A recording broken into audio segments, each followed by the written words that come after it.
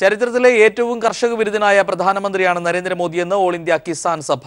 കശാപ്പ് നിയന്ത്രണ വിജ്ഞാപനം കാർഷിക രംഗത്ത് കോർപ്പറേറ്റ് വൽക്കരണത്തിന് എന്ന് കിസാൻ സഭ ആരോപിച്ചു. പ്രാദേശിക ചന്തകളിലെ മാംസ ലഭ്യത കുറച്ച് വൻമാളുകളിൽ ഇരട്ടി വിലയ്ക്ക് ഇറക്കുമതി മാംസം വിൽക്കാനാണ് സർക്കാർ നീക്കമെന്നും കിസാൻ സഭ ചൂണ്ടിക്കാട്ടി. ഓരോ വർഷവും 12,000 കർഷകർ ആത്മഹത്യ ചെയ്യുന്ന ഇന്ത്യയിൽ കൃഷിയിൽ വിദേശ നിക്ഷേപത്തിന് തുടക്കം കുറിച്ചതിന് പിന്നാലെയാണ് നരേന്ദ്രമോദി സർക്കാർ കന്നുകാലി വിൽപ്പനയ്ക്കുള്ള വിജ്ഞാപനം പുനഃപ്രസിദ്ധീകരിച്ചത്. കർഷകരുടെ 70% വരുമാനം വിളകളിൽ നിന്നാണ്. എന്നാൽ വായ്പയും താങ്ങുവിലയും സർക്കാർ നൽകാതായതോടെ ഈ വരുമാനം പ്രതിസന്ധിയിലായി. കന്നുകാലികൾ വഴിയുള്ളതാണ് ബാക്കി 30% വരുമാനം. എന്നാൽ കശാപ്പിന് കന്നുകാലികളെ വിൽക്കുന്നതിന് നിരോധനം ഏർപ്പെടുത്തി പ്രാദേശിക കാലി വളർത്തലിൽ നിന്ന് കർഷകരെ പിന്തിരിപ്പിക്കുകയാണ് സർക്കാർ ലക്ഷ്യമെന്ന് കിസാൻ സഭ ചൂണ്ടിക്കാട്ടി. കുറഞ്ഞ വിലയ്ക്ക് പ്രാദേശിക ചന്തകളിലെ മാംസലഭ്യത ഇല്ലാതാക്കുകയാണ് സർക്കാർ ലക്ഷ്യം. പകരം വൻ മാളുകളിൽ ഇരട്ടി വിലയ്ക്ക് ഇറക്കുമതി മാംസം വിൽക്കാൻ കോർപ്പറേറ്റുകളെ സഹായിക്കുകയാണ് സർക്കാർ നീക്കമെന്നും കിസാൻ സഭ വ്യക്തമാക്കി. This is the last prize of Narendra Modi to the farmers. It is last nail on the farmers' coffin. Because 70% income is already under attack. Now last 30% income is under severe strain. കർഷകരുടെ ജീവിതം വഴിമുട്ടിച്ച വിജ്ഞാപനത്തിനെതിരെ Kisan Sabha supreme കോടതിയെ സമീപിക്കും. Block തലങ്ങളിൽ കർഷക കൺവെൻഷനുകൾ വിളിച്ച് വിജ്ഞാപനത്തിന്റെ പകർപ്പ് കത്തിച്ച് പ്രതിഷേധിക്കും. മനുശങ്കർ, ദില്ലി. രാജ്യതലസ്ഥാനത്ത് കാലുകുത്താൻ അനുവദിക്കില്ലെന്ന സംഘപരിവാർ ഭീഷണി നിലനിൽക്കെ CPIM സംസ്ഥാന സെക്രട്ടറി കോടിയേരി ബാലകൃഷ്ണൻ ഇന്ന് ദില്ലിയിലെത്തും. EK നായനാർ അനുസ്മരണ പരിപാടിയും 2 ദിവസത്തെ പോളിറ്റ് ബ്യൂറോ യോഗവുമാണ് കോടിയേരിയുടെ ദില്ലിയിലെ പ്രധാന പരിപാടികൾ.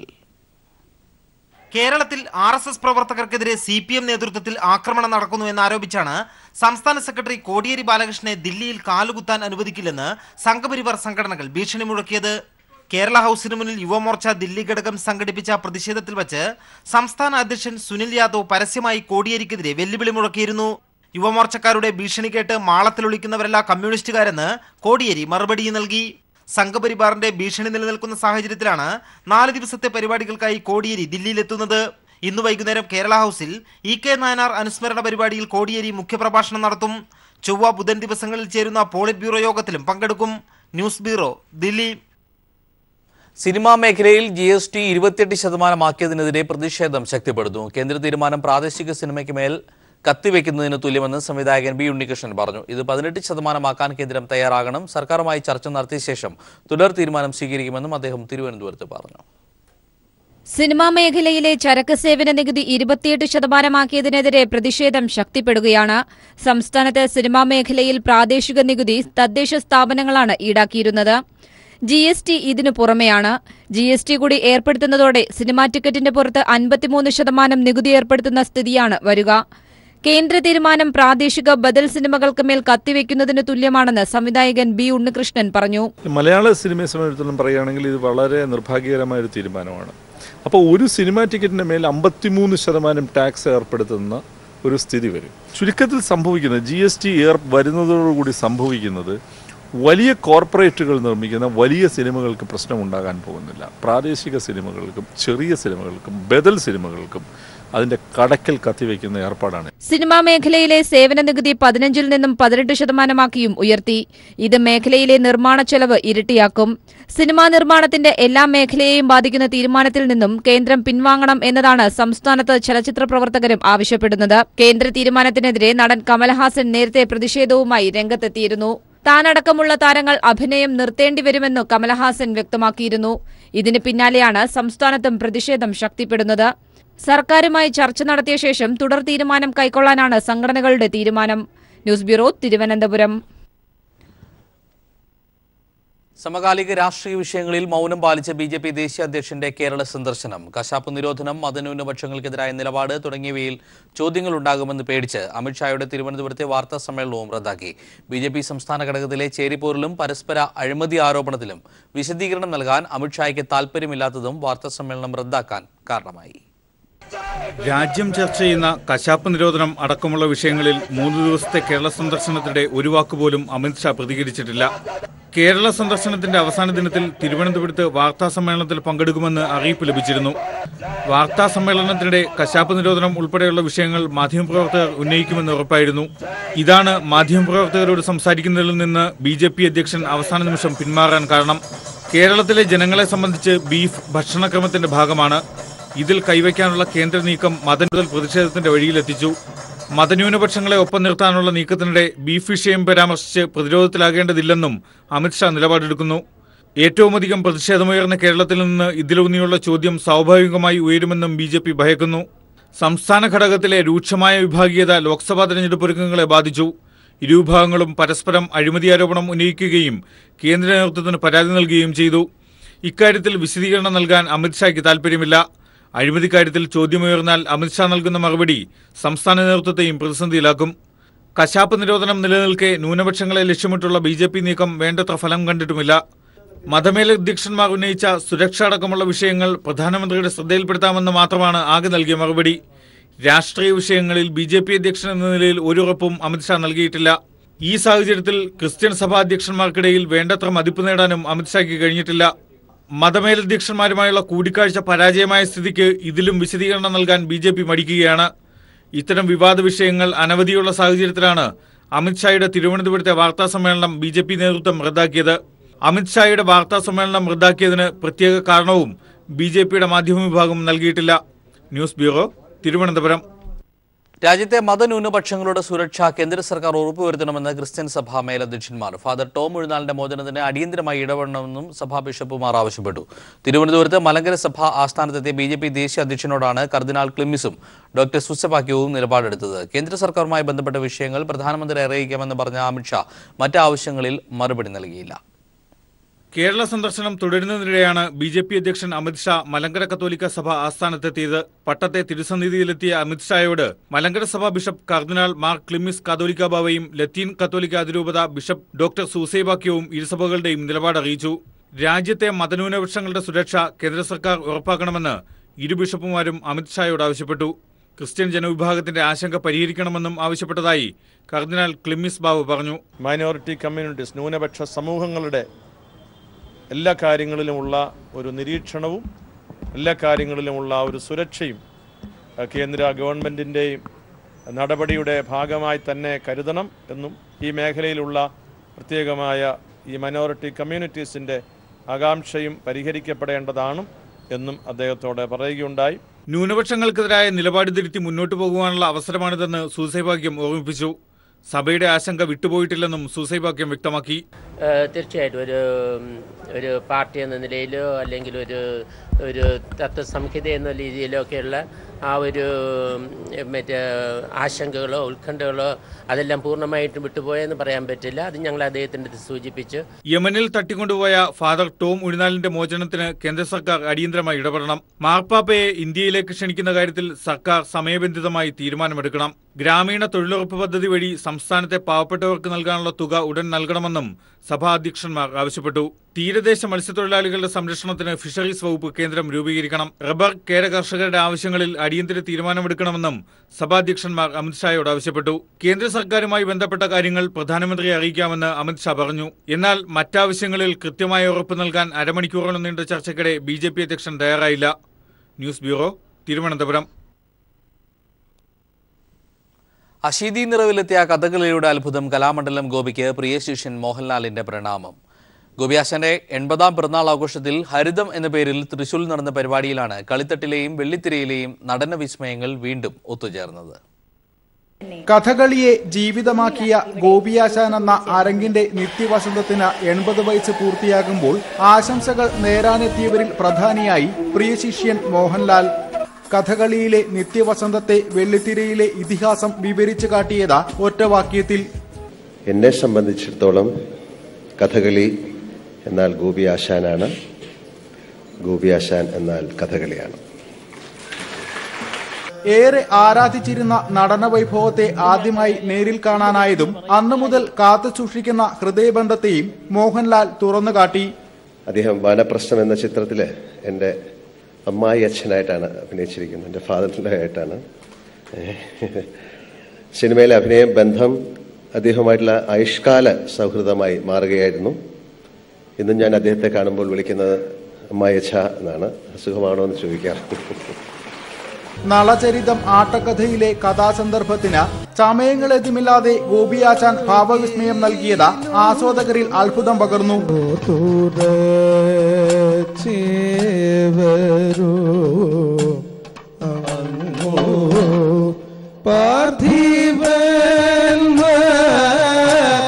പിന്നാലെ ആശാന്റെ നവരസങ്ങൾ കൂടി ഒരുമിച്ച് കാണാൻ ചടങ്ങിനെത്തിയ നൂറുകണക്കിന് കഥകളി പ്രേമികൾക്ക് അവസരമുണ്ടായി. News bureau, Thrissur. ഗൂഗിളിന്റെ ഹോൾ ഫെയിം പട്ടികയിൽ സ്ഥാനം നേടിയ +2 വിദ്യാർത്ഥി നാടിന്റെ അഭിമാനമാകുന്നു. കാസർഗോഡ് പീലിക്കോട്ടെ ശ്രീനാഥ് രഘുനാഥാണ് ഈ കൊച്ചുമിടുക്കൻ. ഗൂഗിളിന്റെ വീഴ്ച കണ്ടെത്തി തിരുത്തിയതിന് ഗൂഗിൾ തന്നെയാണ് ശ്രീനാഥിന് ഈ അംഗീകാരം നൽകിയത്. വളരെ ചെറുപ്പത്തിൽ തന്നെ വിവരസാങ്കേതിക വിദ്യയിൽ പ്രകടിപ്പിച്ച താൽപര്യം ശ്രീനാഥ് രഘുനാഥിനെ നേട്ടങ്ങളുടെ ഔന്നത്യത്തിൽ എത്തിച്ചു.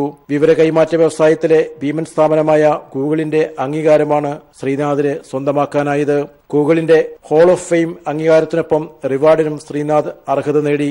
ക്രോസ് സൈറ്റ് സ്ക്രിപ്റ്റിംഗിലെ വീഴ്ച സംബന്ധിച്ച ബഗ് കണ്ടെത്തിയതാണ് ശ്രീനാഥിന്റെ നേട്ടം. ഞാൻ കണ്ടുപിടിച്ചത് ക്രോസ് സൈറ്റ് സ്ക്രിപ്റ്റിംഗ് എന്നൊരു വൾനറബിലിറ്റി. ഗൂഗിൾ ലോക്കൽ ഗേറ്റ്സ് എന്നൊരു തേർഡ് പാർട്ടി സൈറ്റ്, അതിന്റെ കമന്റ്, ഡിസ്കഷൻ ഫോറങ്ങളൊക്കെ പ്രവർത്തനം നിർത്താൻ പറ്റും. ഒരു ബ്ലാക്ക് ഹാറ്റ് ആക്രേഷന് കിട്ടിയാൽ വേണമെങ്കിൽ ഡിഫേസ് തന്നെ ചെയ്യാനാവും.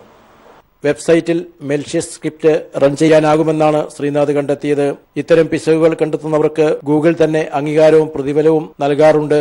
ഗൂഗിൾ വൾനറബിലിറ്റി റിവാർഡ് പ്രോഗ്രാം എന്നാണ് ഇതറിയപ്പെടുന്നത്. വിവരസാങ്കേതിക വിദ്യയിൽ ഉന്നത പഠനവും ഈ രംഗത്തു തന്നെ തൊഴിലും നേടാനാണ് +2 പരീക്ഷയിൽ ഉന്നത വിജയം നേടിയ ശ്രീനാഥിന്റെ ആഗ്രഹം. IT ഫീൽഡിലേക്ക് തന്നെ പോകാനാണ് താല്പര്യം. ഇനി ഒരു BSc സൈബർ ഫോറൻസിക് എടുക്കാൻ ആഗ്രഹമുണ്ട്.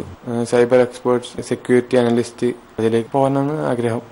കാസർഗോഡ് പിലിക്കോട്ടെ രഘുനാഥ് സുജാത ദമ്പതികളുടെ മകനാണ് ശ്രീനാഥ്. CPIM കാസർഗോഡ് ജില്ലാ സെക്രട്ടേറിയറ്റ് അംഗം TV ഗോവിന്ദന്റെ ചെറുമകനും. News bureau, Kasaragod. LDF സർക്കാരിന്റെ 1ാം വാർഷിക ആഘോഷത്തിന്റെ സമാപനം നാളെ കോഴിക്കോട് നടക്കും. സമാപന സമ്മേളനം മുഖ്യമന്ത്രി പിണറായി വിജയൻ ഉദ്ഘാടനം ചെയ്യും. മന്ത്രിമാരും ജനപ്രതിനിധികളും ഉൾപ്പെടെ 10,000-ലധികം പേർ സമാപന സമ്മേളനത്തിൽ പങ്കെടുക്കും. Haritha Keralam mission, Aardram mission, life mission, പൊതുവിദ്യാഭ്യാസ സംരക്ഷണ യജ്ഞം എന്നിവയുൾപ്പെടെ സമൂഹത്തിലെ അടിസ്ഥാന വിഭാഗങ്ങളുടെ ഉന്നമനവും ക്ഷേമവും ലക്ഷ്യമിട്ടുകൊണ്ടുള്ള വിവിധ പദ്ധതികളിലൂടെ സംസ്ഥാനത്താകെ വികസനത്തിന്റെ വെള്ളി വെളിച്ചമെത്തിച്ചാണ് LDF സർക്കാരിന്റെ 1ാം വാർഷികാഘോഷം സമാപിക്കുന്നത്. കഴിഞ്ഞ മാസം 20-ന് തിരുവനന്തപുരത്ത് ഉദ്ഘാടനം ചെയ്ത 1ാം വാർഷികാഘോഷത്തോടനുബന്ധിച്ച് വിവിധ ജില്ലകളിൽ വൈവിധ്യമാർന്ന പരിപാടികൾ സംഘടിപ്പിച്ചിരുന്നു. മുഖ്യമന്ത്രി പിണറായി വിജയൻ ഉദ്ഘാടനം ചെയ്യുന്ന സമാപന സമ്മേളനത്തിൽ LDF സർക്കാർ ഒരു വർഷം നടപ്പിലാക്കിയ കർമ്മപദ്ധതികളുടെ പുരോഗതി അവലോകന റിപ്പോർട്ട് എക്സൈസ് വകുപ്പ് മന്ത്രി TP രാമകൃഷ്ണൻ അവതരിപ്പിക്കും. മന്ത്രിമാരായ തോമസ് ഐസക്, കടകംപള്ളി സുരേന്ദ്രൻ, കടന്നപ്പള്ളി രാമചന്ദ്രൻ, മാത്യു ടി തോമസ്, തോമസ് സ്റ്റാൻഡി എന്നിവരും ജില്ലയിലെ ജനപ്രതിനിധികളും ഉൾപ്പെടെ 10,000-ഓളം പേർ ചടങ്ങിൽ പങ്കെടുക്കും. സമാപന സമ്മേളനത്തോടനുബന്ധിച്ച് പ്രശസ്ത പിന്നണി ഗായകരായ ബിജു നാരായണൻ, രഞ്ജിനി ജോസ് തുടങ്ങിയവർ നയിക്കുന്ന ഗാനസന്ധ്യ അരങ്ങേറും. News bureau, Kozhikode. വാർത്തകളിലേക്ക്. കാസർഗോഡ് ജില്ലയിലെ അർഹരായ മുഴുവൻ എൻഡോസൾഫാൻ ദുരിതബാധിതർക്കും സർക്കാർ ആനുകൂല്യങ്ങൾ ഉടൻ ലഭ്യമാക്കും. ഏറ്റവും ഒടുവിൽ നടന്ന മെഡിക്കൽ ക്യാമ്പിൽ പങ്കെടുത്ത ദുരിതബാധിതരിൽ അർഹരായവരെ കൂടി ഉടൻ സർക്കാർ ആനുകൂല്യങ്ങൾ ലഭിക്കുന്നവരുടെ പട്ടികയിൽ ഉൾപ്പെടുത്തും. കാസർഗോഡ് കളക്ടറേറ്റിൽ ചേർന്ന എൻഡോസൾഫാൻ ദുരിതബാധിത സമാശ്വാസ സെല്ലിന്റേതാണ് തീരുമാനം. വർഷങ്ങളുടെ കാത്തിരിപ്പിന് ശേഷമാണ് എൻഡോസൾഫാൻ ദുരിതബാധിതരിൽ ശേഷിക്കുന്നവരെ കൂടി ആനുകൂല്യങ്ങൾ ലഭിക്കുന്നതിനുള്ള പട്ടികയിൽ ഉൾപ്പെടുത്തുന്നതിനായി മെഡിക്കൽ ക്യാമ്പ് സംഘടിപ്പിച്ചത്. അധികാരത്തിലെത്തിയാൽ മെഡിക്കൽ ക്യാമ്പ് സംഘടിപ്പിക്കുമെന്ന് LDF വാഗ്ദാനം നൽകിയിരുന്നു. മെഡിക്കൽ ക്യാമ്പിൽ പങ്കെടുത്തവരിൽ അർഹരായി കണ്ടെത്തുന്നവരെ കൂടിയാണ് ഇനി ലിസ്റ്റിൽ ഉൾപ്പെടുത്തേണ്ടത്. ഇതിനുള്ള നടപടികൾ ഉടൻ പൂർത്തിയാക്കുമെന്ന് എൻഡോസൾഫാൻ സെൽ ചെയർമാൻ കൂടിയായ റവന്യൂ മന്ത്രി E ചന്ദ്രശേഖരൻ പറഞ്ഞു. മെഡിക്കൽ റിപ്പോർട്ട് കൂടി ഇവിടെ ലഭിച്ചിട്ടുണ്ട്. അതിന്റെ അടിസ്ഥാനത്തിൽ അത് ഫൈനലൈസ് ചെയ്ത് അതിൽ ഉൾപ്പെട്ടിട്ടുള്ള ആളുകൾക്ക് അർഹതപ്പെട്ടവർക്ക് കൂടി ഈ ആനുകൂല്യങ്ങൾ നൽകുന്നതിന് വേണ്ടിയുള്ള നടപടിയുമായി മുന്നോട്ട് പോകാൻ തീരുമാനിച്ചു. ദുരിതബാധിതരായ രോഗികൾക്കുള്ള ചികിത്സാ ക്യാമ്പ് ജൂൺ ജൂലൈ മാസങ്ങളിൽ നടത്തും. 7 ഗ്രാമപഞ്ചായത്തുകളിലാണ് ആദ്യഘട്ടത്തിൽ സമഗ്ര ചികിത്സാ സൗകര്യത്തോടെയുള്ള ക്യാമ്പ് സംഘടിപ്പിക്കുക. തുടർന്ന് ശേഷിക്കുന്ന 4 ഗ്രാമപഞ്ചായത്തുകളിൽ കൂടി ചികിത്സാ ക്യാമ്പ് സംഘടിപ്പിക്കുമെന്നും മന്ത്രി E ചന്ദ്രശേഖരൻ പറഞ്ഞു. ആദ്യഘട്ടത്തിൽ ജൂൺ മാസത്തിൽ 3-ഉം ജൂലൈ മാസത്തിൽ 3-4 ക്യാമ്പുകളും ഉൾപ്പെടെ 7 പഞ്ചായത്തുകൾ ഇപ്പോൾ ഇവിടെ സന്നദ്ധത പ്രകടിപ്പിച്ചിരിക്കുകയാണ്. നബാർഡ് സഹായത്തോടെ ദുരിതബാധിതർക്കായി നടപ്പാക്കുന്ന ശേഷിക്കുന്ന 100 കോടി രൂപയുടെ പദ്ധതികൾക്ക് സർക്കാരിന്റെ അംഗീകാരം തേടും. രോഗികൾക്ക് ചികിത്സ നൽകിയ ആശുപത്രികളിൽ കുടിശ്ശികയായിട്ടുള്ള 1 കോടി രൂപയുടെ ബിൽ തുക ലഭ്യമാക്കുവാൻ സംസ്ഥാന സർക്കാരിനോട് അഭ്യർത്ഥിക്കുവാനും യോഗം തീരുമാനിച്ചു. P കരുണാകരൻ MP, ജില്ലയിലെ MLA-മാർ, മറ്റ് ജനപ്രതിനിധികൾ, ജില്ലാ കലക്ടർ തുടങ്ങിയവർ യോഗത്തിൽ പങ്കെടുത്തു. News bureau, Kasaragod. മൂന്നാർ തേക്കടി പാതയിലെ സർക്കാർ അതിഥി മന്ദിരവും ക്വാർട്ടേഴ്സും അധികൃതരുടെ അനാസ്ഥ മൂലം നശിക്കുന്നു. ഇടുക്കി ശാന്തൻപാറയിലെ ലക്ഷങ്ങൾ വിലയുള്ള അതിഥി മന്ദിരമാണ് സാമൂഹ്യ വിരുദ്ധരുടെ താവളമായി മാറിയിരിക്കുന്നത്. ഒരു കാലത്ത് ഹൈറേഞ്ചിലേക്ക് എത്തുന്ന മന്ത്രിമാരും മറ്റു ഉന്നത ഉദ്യോഗസ്ഥരും സഞ്ചാരികളും വിശ്രമിച്ചു മടങ്ങിയ റെസ്റ്റ് ഹൌസിന്റെയും റവന്യൂ വകുപ്പിന്റെ ക്വാർട്ടേഴ്സിന്റെയും ഇന്നത്തെ അവസ്ഥയാണിത്.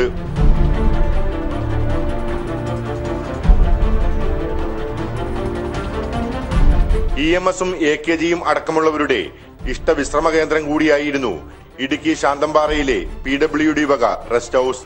മൂന്നാർ തേക്കടി റൂട്ടിൽ മൂന്നാർ കഴിഞ്ഞാൽ സഞ്ചാരികൾക്ക് പ്രാഥമിക ആവശ്യങ്ങൾക്കും വിശ്രമത്തിനുമുള്ള ഏക സ്ഥലം കൂടിയാണ് ഇവിടം. ലക്ഷങ്ങൾ മുടക്കി നിർമ്മിച്ച കെട്ടിടങ്ങളാണ് അധികൃതരുടെ അനാസ്ഥയിൽ നശിക്കുന്നത്.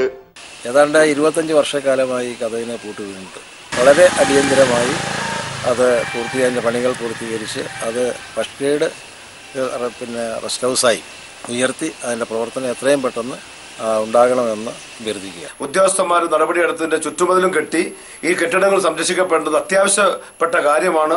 വളരെ അടിയന്തരമായി ഡിപ്പാർട്ട്മെന്റ് ഇടപെട്ട് ഈ കെട്ടിടങ്ങൾ നവീകരിച്ച് അസയോഗ്യമായി അല്ലെങ്കിൽ മറ്റ് കാര്യങ്ങൾക്ക് ഉപയോഗിക്കുന്നതിന് മറ്റ് പൊതുവായ കാര്യങ്ങൾക്ക് വേണ്ടി ഈ സ്ഥലങ്ങൾ വിട്ടുകൊടുക്കുകയോ ഒക്കെ ചെയ്താൽ ഈ പഞ്ചായത്തിനും ഈ പ്രദേശത്തിനും അതിൻ്റെതായ അഭിവൃദ്ധി ഉണ്ടാകും. റെസ്റ്റ് ഹൌസിന് സമീപത്തുള്ള റവന്യൂ വകുപ്പിന്റെ ക്വാർട്ടേഴ്സുകളുടെ കാര്യവും വിഭിന്നമല്ല.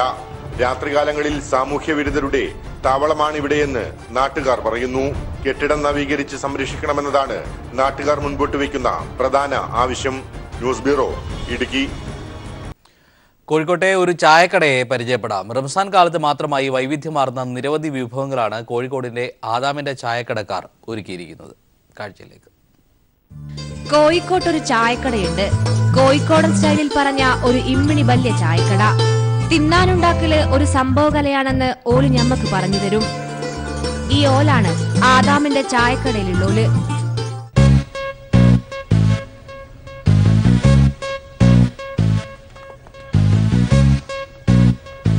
കോഴിക്കോട്ടെ പഴയ വല്യങ്ങാടി മോഡലാണ് കട ഒരുക്കിയിരിക്കുന്നത്. എവിടെ നോക്കിയാലും കോഴിക്കോട്ടെ പഴയ ഭാഷാശൈലി മാത്രം. എടുത്തോളി മുതൽ എല്ലാം. വിഭവങ്ങളാണെങ്കിലും എല്ലാം വെറൈറ്റി. ഉമ്മാമാന്റെ സർബത്ത് മുതൽ ദുനിയാവിലെ ചിക്കൻ വരെ. സൊറ പറയാനാണെങ്കിൽ സൊറമുക്കും സെൽഫി മുക്കും.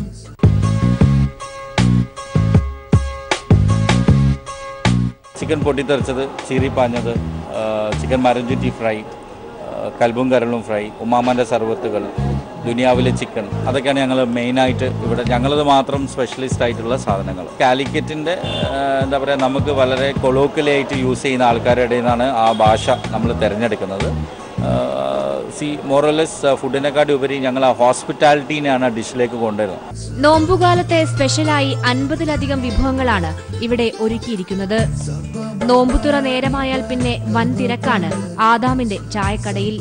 കോഴിക്കോട് ബീച്ചിന് സമീപത്തായുള്ള ഈ ചായക്കട ഭക്ഷണപ്രേമികളെ വരവേൽക്കുന്നത് കോഴിക്കോടൻ വിഭവങ്ങളുടെ കൊതിയൂറുന്ന മണവുമായാണ്. അക്ഷരാർത്ഥത്തിൽ പറഞ്ഞാൽ രുചിക്കൂട്ടുകളുടെ ദുനിയാവ് തന്നെയാണ് കോഴിക്കോട്ടെ ഈ ആദാമിന്റെ ചായക്കട. News bureau, Kozhikode.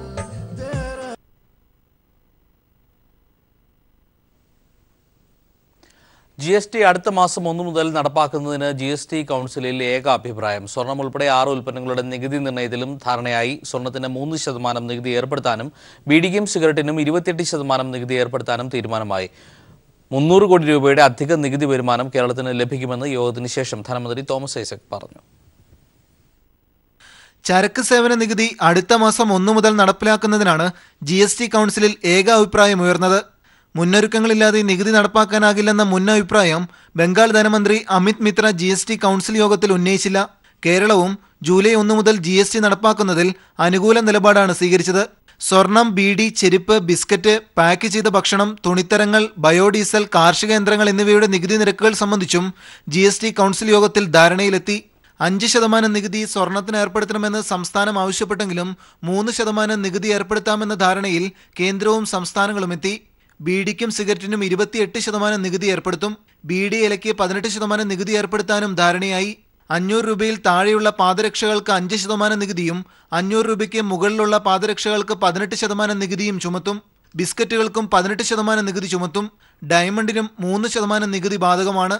റെഡിമെയ്ഡ് ഗാർമെന്റുകൾക്ക് 12% നികുതിയും കോട്ടൺ ഉൽപ്പന്നങ്ങൾക്ക് 5% നികുതിയും കാർഷിക യന്ത്രങ്ങൾക്ക് 5% നികുതിയും ചുമത്തും. The Bidi Patta, which is the Tendu Patta, is 18% and the Bidis itself will be 28%. There will be no cess. Cigarettes attract a cess, BDs will not have a cess. In the case of gold, keeping various factors in mind because there was an extensive debate, we finally reached a consensus of taxing gold at 3%.